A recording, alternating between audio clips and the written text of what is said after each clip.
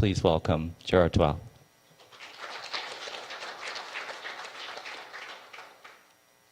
Okay, good morning everyone, and I'm delighted to be here. I'd like to thank Morgan and the Canadian Association for Refugees and Refugee and Forced Migration Studies for inviting me here. I have really enjoyed this conference and meeting all of you and learning about your work.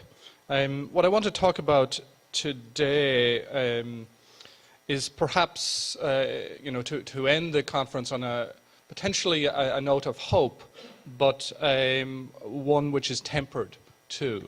I want to talk about the possibility of reversing ethnic cleansing. But this note of hope actually is one which should proceed from a thesis that ending ethnic cleansing may not necessarily be a good idea. And so I want to, and that's kind of a counterintuitive notion, so I want to kind of talk a little bit about what I mean by that. So if there's one phrase which really has endured from the violent collapse of Yugoslavia, it is the term ethnic cleansing. And the term, as you know, came into widespread use, widespread circulation during the Bosnian War of 1992-1995. And it had its proximate origins in the prior war in Croatia during 1991, what the locals call, or Croatians call, the Homeland War, when it was used to describe Yugoslav army and associated militia strategy. Its structural origins, however, lie in military euphemisms like cleansing the terrain, which was used particularly by Ustaše, or the Croatian fascist forces during World War II, and in broader visions and practices in Western history. Notions like Lebensraum, Judenrein, or clean of Jews, and most famously Judenfrei. The nationalist revival in Serbia in the 1980s adopted such loaded terminology for its own purposes, calling out, among other things, an Albanian conspiracy to create a quote-unquote Serb-free Kosovo. So the term, in short, is inextricably tied to long-standing military practices, as well as to nationalist fantasies and victimology that have powerful reference points in the memory field of World War II. And I should just point out that this memory field is a sort of largely righteous moral landscape of perpetrators and victims as Nazis and Jews, while neglecting morally unsettling events such as the forced displacement of between 10 and 12 million German-speaking civilians after the war. There's a book by R.M. Douglas called Orderly and Humane, which deals with this particular episode, which is often forgotten in the history of World War II. So less enduring, but also inextricably tied to the breakup of Yugoslavia, is the notion of reversing ethnic cleansing. And this idea was part of the affective and diplomatic reaction to the horrific spectacle of violence coming from that part of the world in the early 1990s. Initially, simply a moralistic reaction informed by, I think, a 1960s and 1970s consciousness of the Holocaust, the never again mantra. It transitioned into the language of policy, first as a rhetorical normative stance, what should happen, and then as a cumulatively more ambitious programmatic vision, what needs to happen and what can occur. The phrase itself, however, never became a rhetorical commonplace, unlike ethnic cleansing. Instead, the idea was one that drove the development of what has come to be seen as an emergent right, so-called soft law, in response to violent displacement. And that right is that violently displaced persons have the legal right freely to return after conflict to their homes, from which they were wrongly expelled. Now, this norm developed from small and seemingly straightforward words, literally homely words. So we have a United Nations Security Declaration 820 on Bosnia, which was passed on the 17th of April 1993, which reads, as you can see, any taking of territory by force or any practice of ethnic cleansing is unlawful and totally unacceptable, and we therefore insist that all displaced persons be enabled to return in peace to their former homes. Now, implicit within this was an ideal expressed but never institutionalized in international law, a full restitution of property, what lawyers in their affinity for Latin phrases called restitutio in integrum. So the Dayton Peace Accord, signed in Paris in November 1995, was the first time this notion was built into a peace agreement. And that treaty had as Article 1 of Annex 7 the following construction: that all refugees and displaced persons have the right freely to return to their homes of origin. And now then it mentions property, and then it also mentions compensation. Now, this clause and others presented not only the possibility of return for those forcibly displaced by wartime fighting, but also domicile return to their pre-war residence as an individual property right. Now, restitution and return were therefore bound together in the General Framework Agreement, initialed at Dayton, while compensation was also in the mix. So you had houses, homes, and money. Yet for all the clauses promising victims of ethnic cleansing the right to freely return to their pre-war homes, there were others that appeared to consolidate the triumph of homelands. The legal language allowed the displaced the possibility of return, also allowed the right to locally integrate in one's place of displacement. And Annex 7 could be an instrument for the consolidation of ethnic cleansing, because it permitted those displaced who now wanted ethnic separation to stay in their newly legitimated ethno-territorial spaces. Now, since many were occupying the property of potential returnees, this checked the possibility of straightforward return. On the ground, the right to stay appeared it would thwart the right to return. Now, post-war Bosnia forced the international community to confront what I've called the 5 R's of post-conflict, a 5R nexus, the relationship between reconstruction, restitution, return, and their, in turn, their relationship to larger goals of reintegration and reconciliation. Now, the initial decision-making was driven by military criteria on the ground of Bosnia. So-called spontaneous returns were dangerous and prohibited by the implementation force that NATO and the Russians had put together on the ground in Bosnia. Despite institutional incoherence and considerable local obstructionism in the years after the war, the international community slowly developed the capacity and the legal mechanisms required to seriously implement Annex 7 of the General Framework Agreement. And this is the story told in the book that Morgan cited, Bosnia Remade. Now, it can be argued that the project of reversing ethnic cleansing involved the imposition of a multi-ethnic fantasy, a vast reverse social engineering of Bosnia back to before the war, before April 1992, upon a context that had changed irrevocably since then. Nevertheless, the UNHCR, the OHR, and other agencies under guidance from the Peace Implementation Council decided that the best peace reconciliation strategy in the long run for Bosnia was to support minority returns, namely population returns by those whom wartime displacement had rendered minorities in their place of origin.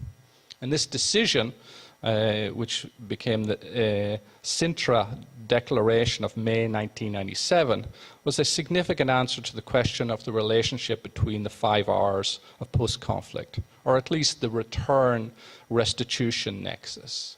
And it declared that assistance for housing and local infrastructure should be dependent upon the acceptance of return. The international community is prepared to provide resources to those areas which welcome the return of refugees and displaced persons and cooperate actively in integrating them into local communities. So international institutions within Bosnia decided to institutionalize the 1991 census as the baseline for returns. And this was a sort of counter-demographic vision to the one realized by ethno-nationalists through ethnic cleansing and war. Now, through the establishment of a property implementation process, or PLIP, and a Return and Reconciliation Task Force, RRTF, at the local level across Bosnia's regions, these international institutions sought to undo the Bosnia remade by ethnic cleansing and war. If ethnic cleansing was segregationist geopolitics, the prioritization of minority returns in the implementation of Annex 7 was an ambitious attempt to undo ethnic segregation by peaceful and transparent means. So we had the international community essentially involving itself in the property law regimes of the two entities in Bosnia, and the particular effort which involved serious rollback of wartime property laws, and then the imposition of universal standards and property laws across the country. And this effort involved overcoming a series of political obstacles, and it involved political impositions, and as well as a public relations campaign. And as this particular policy evolved, its conceptualized changed from a return-driven restitution process to a restitution process facilitating choice that may or may not involve return. So Charles Philpott, a senior advisor of the OSCE on property, later wrote that the greatest factor in seeing the process through to the end was the shift from a process that focused primarily upon ethnically linked return to one driven primarily by the recognition of property rights and the rule of law. Now, this effort did not enjoy a promising start, but the year 1999 proved a tipping point as the number of returnees, refugees and displaced persons, those returning to places where their ethnicity was no longer in the majority and those where they were now a minority, increased to the peak years in 2001 and 2002. These are the peak years of return. By September 2004, an institutional milestone was reached as the UNHCR and the Bosnian Ministry of Human Rights and Returns announced that 1 million persons out of a total wartime displacement population of over 2 million had returned home. Now, while very few would argue that ethnic cleansing has been reversed, there have been genuine achievements in reconstruction, restitution and return in Bosnia.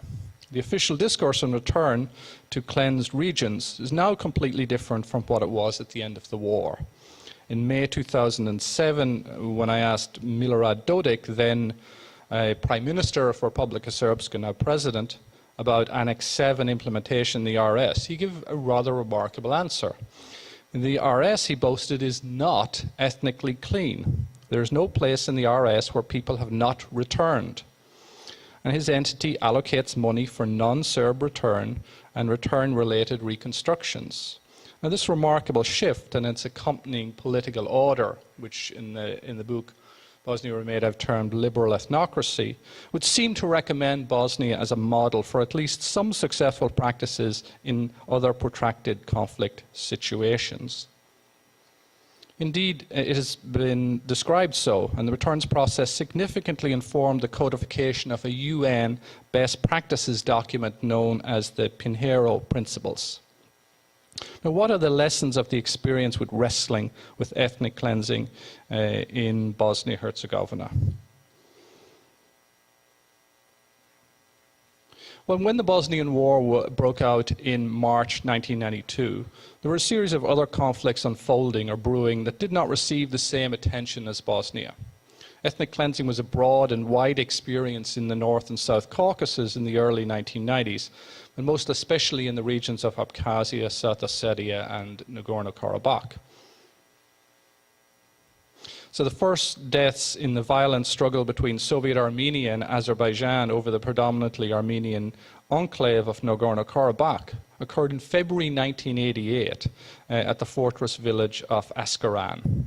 And this war would embroil both republics as they became independent states and eventually result in the triumph of Armenian forces in May 1994.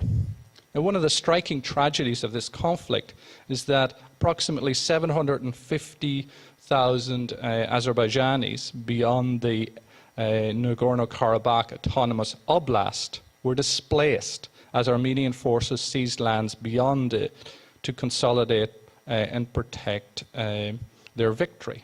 These lands were initially called buffer zones. They were not part of any desire initially by the Armenians to control them. But they have subsequently become known as liberated lands by many in the Nagorno-Karabakh Republic and in Armenia. So what does this look like? Well, take the city of once thriving city like Agdam, which in 1991 had a recorded population of 39,200, and Fuzuli, a population of 17,500 in 1991.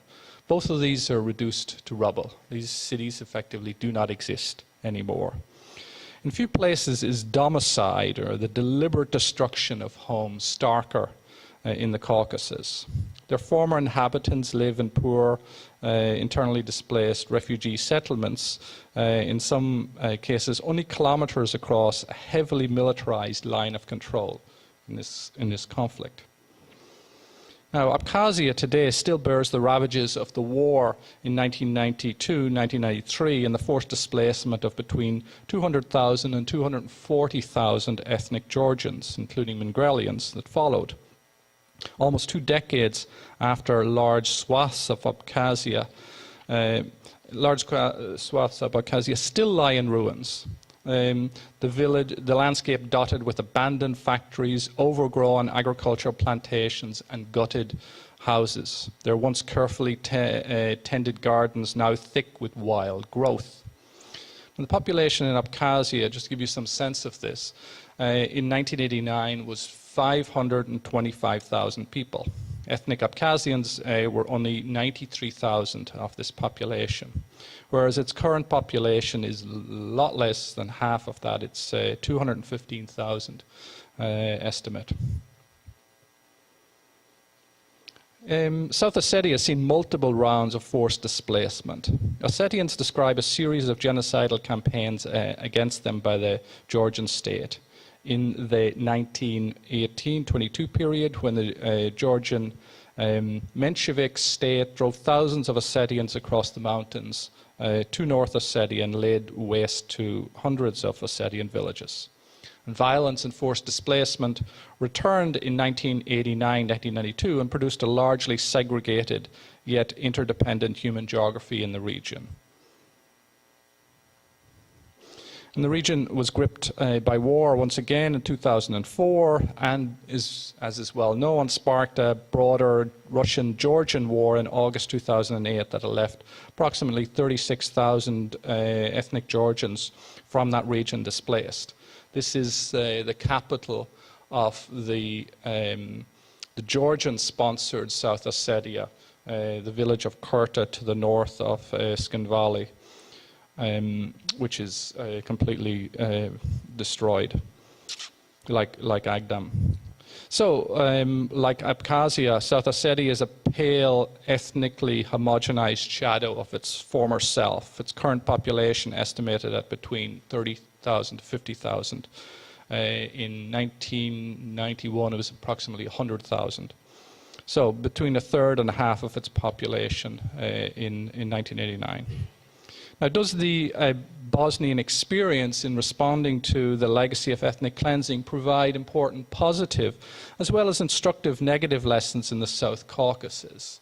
Well, I believe it does, but I want to suggest somewhat provocatively that the Bosnian experience reveals the danger of the vision of reversing ethnic cleansing in the South Caucasus. And there are 4 reasons why I want to argue this.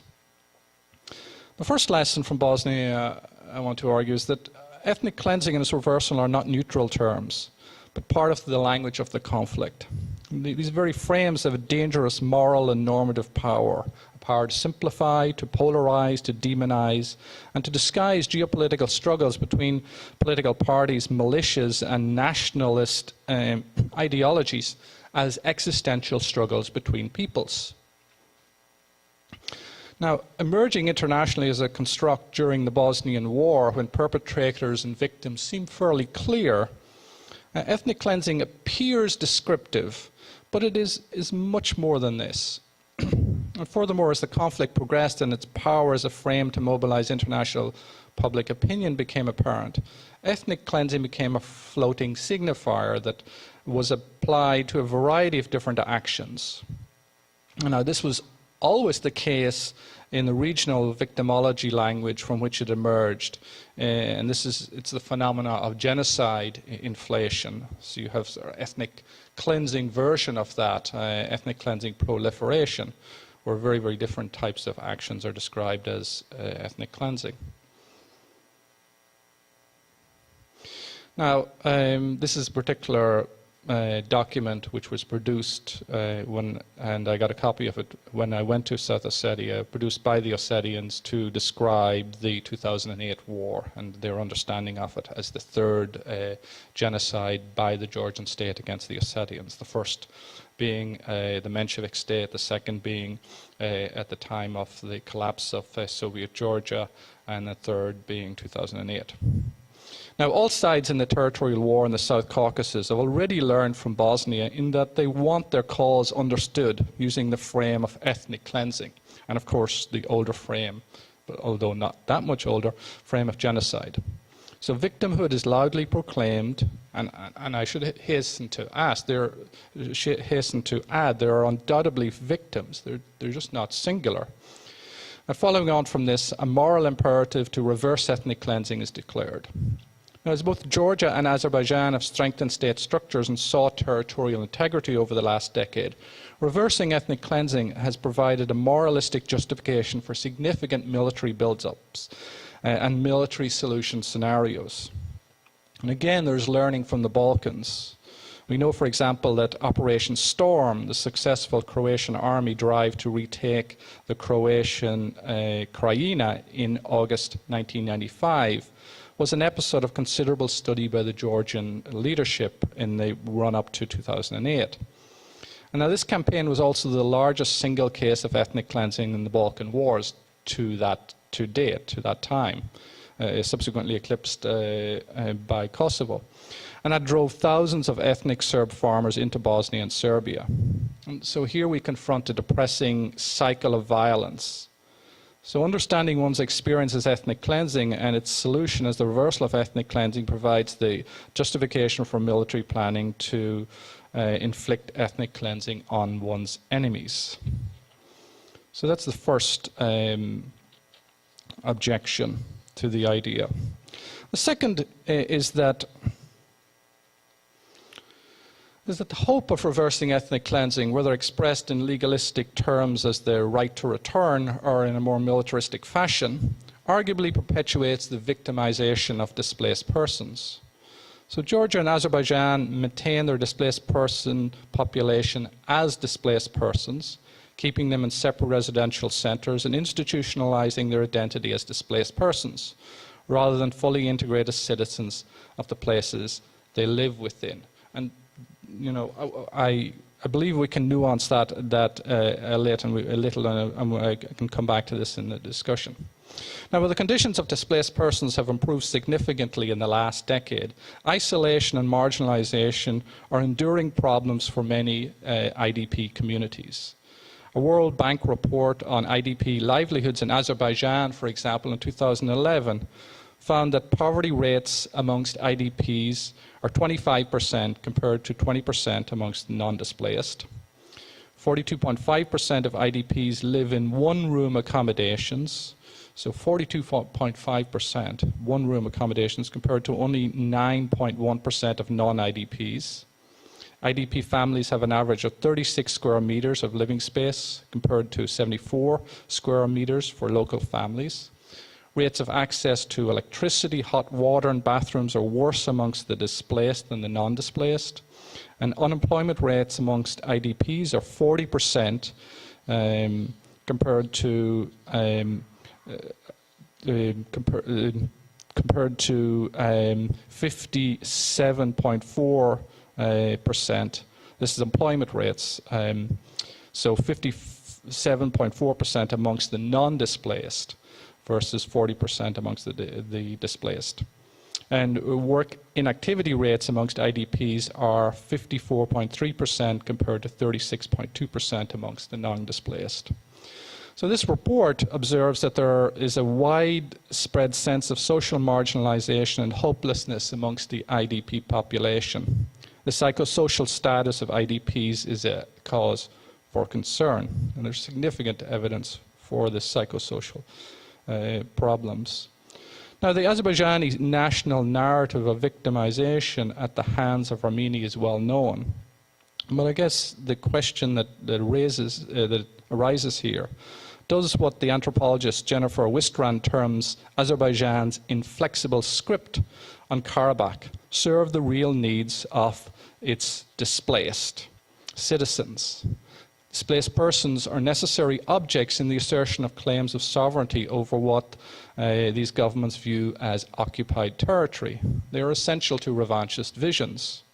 While everyone nominally agrees that refugees should not be pawns, this idea of refugees, and this is a particular poster which is produced by an art collective in Sarajevo during the war, which sought to make fun of what was a very, very serious strategy on the part of nationalist parties and militias to use people as pawns, moving them around the territory of Bosnia. So while everyone nominally agrees that refugees should not be pawns, there's an important disjuncture between the rights of IDPs to pursue a range of durable solutions and the interests of government regimes to in keeping populations focused on national suffering and incomplete territorial integrity. Now, third, the Bosnian experience translated reversing ethnic cleansing into a right to return to one's former home, and this into a return of rights that in practice became the pursuit of restitution in kind. Now, the returns process in Bosnia also provided experience in how one could organize sensitive minority returns as a geopolitical ground campaign, proceeding initially from a zone of separation of forces.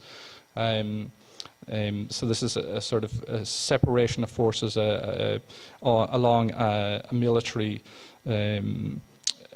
line of contact, then moving to uncontested space and finally to contested space. Now, this vision, which comes out of UNHCR practice, has potential applicability to situations of protracted displacement in the South Caucasus.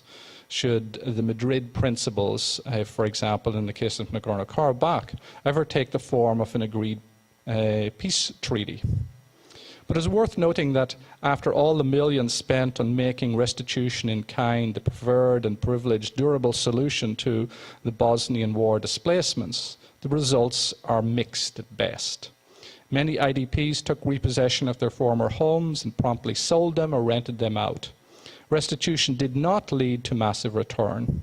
Only in two localities, and sparsely populated at that, did restitution return nexus recreate pre-war population profiles. And I should note that George's work here, George Stefanovic, who I don't see here, his work on Devar, that's one of those particular localities where return actually did make a significant difference. So, in an important recent book, The Property Rights of Refugees and Displaced Persons Beyond Restitution, Anika Smith, who is a professor of law in the University of Windsor, I believe, argues that housing and restitution programs have suffered from a disconnect from the true desires and intentions of displaced populations themselves. And she, like others, criticizes the Pinheiro principles for being rather singly focused on return and restitution in kind. And another critic, Giulia Paglioni, puts this well when she writes that displaced persons should not be, quote, seen as ontologically belonging to where they came from, and that they are inexorably meant to return there, end quote. Now, this is not an argument against the importance of restitution in kind per se, but for flexibility of approaches and the availability of a diversity of durable solutions. Now, I have done some research, public opinion polling in these de facto states, and these are some of the particular attitudes that people have towards the possibility of an international commission which would address property issues. So fourth and finally, reversing ethnic cleansing is almost impossible to achieve after a certain period of time. One cannot return the dead, obviously, but one cannot really restore community bonds poisoned by mass violence and war crimes. All evidence I've been able to gather as part of a project on attitudes in post-Soviet de facto states demonstrates that attitudes are quite hostile to the prospect of return in Abkhazia, South Ossetia, and Nagorno-Karabakh. There's mixed openness to an international commission to resolve property questions. Post-conflict return processes require a major commitment on the part of the international community and many local forces. It involves grand social engineering, such as that attempted in Bosnia. Yet after major military occupation and the expenditure of enormous sums in international aid, ethnic cleansing achieved de facto ethno-territorialism and ethnic homogeneity on the ground in Bosnia-Herzegovina. Not quite completely, but more, more often than not. Now, Bosnia's experience provides some lessons in how to depoliticize such fraught issues as restitution. Conceiving of a restitution return nexus as economic development and modernization challenges, as the World Bank in the Social Development Unit in the World Bank in particular has suggested, holds some promise.